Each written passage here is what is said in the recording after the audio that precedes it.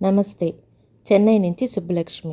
ఈరోజు నేను పచ్చి మిరియాలు, ఆ తర్వాత తమర్తకాయ కలిసి ఒక రైస్ వెరైటీ చేసి చూపించబోతాను. దానికి కావాల్సిన పదార్థాలన్నీ నోట్ చేసుకోండి. ఈ రైస్ చాలా బాగుంటుంది తినడానికి. మొదటగా మిక్సీ జార్లో పచ్చిమిరియాలు, జీలకర్ర, కరివేపాకు వేసి బాగా పొడిగా వక్క ముక్కగా చేసుకోవాలి. పొయ్యిలో పెన్నం పెట్టి పెన్నం వేడయింది, నూనె పోసుకోవాలి. ఆ తర్వాత ఆవాలు తాలింపు పెట్టుకోవాలి. ఆవాలు చిట్లిన తర్వాత పొడిగా కట్ చేసి ఉంచుకున్న ఉల్లిపాయ ముక్కలు వేసుకోవాలి. ఆ తర్వాత సన్నగా తరిగి ఉంచుకున్న వెల్లుల్లి ముక్కల్ని వేసుకోవాలి. అన్నీ బాగా వేపుకోవాలి.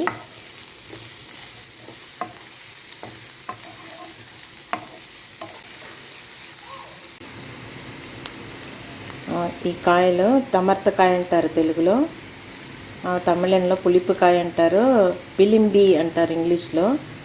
ఈ కాయల్ని నేను ఇలాగ సన్నగా తరిగి ఉంచుకున్నాను. ఇవి యాడ్ చేసేయాలి. ఇప్పుడు ఈ పులుపు తగిలితే ఈ మిరియాల అన్నానికి బాగుంటుంది. ఇది బాగా దీంతో పాటు వేపుకోవాలి. కొంచెం ఆ కాయ మెత్తగానే ఉంటుంది, సాఫ్ట్గా, త్వరగా మెత్తబడిపోతుంది.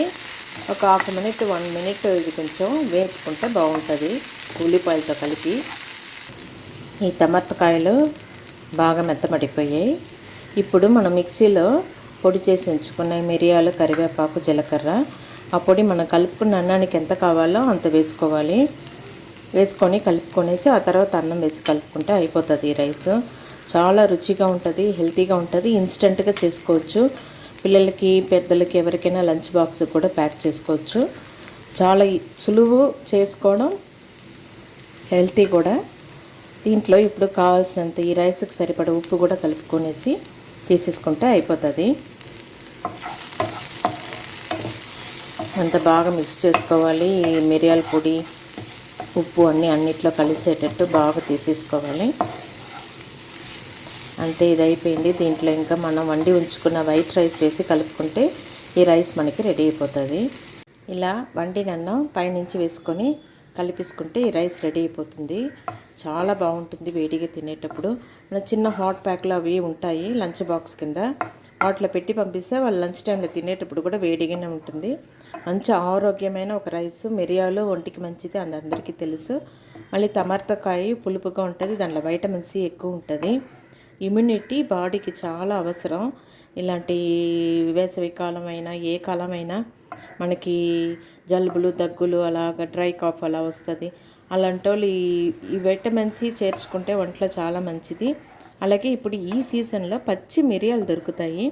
వాటితో ఇలాగ మనం డిఫరెంట్ వెరైటీస్ ఆఫ్ రైసెస్, ఏదైనా మన పులుసులు అవి చేసుకొని తింటే చాలా మంచిది ఆరోగ్యానికి.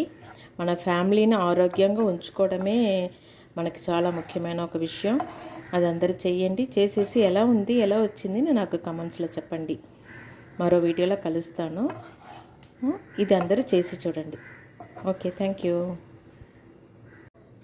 ఇలా తమలపాకులతో గార్నిష్ చేసుకొని తింటే ఈ రైస్ చాలా బాగుంటుంది.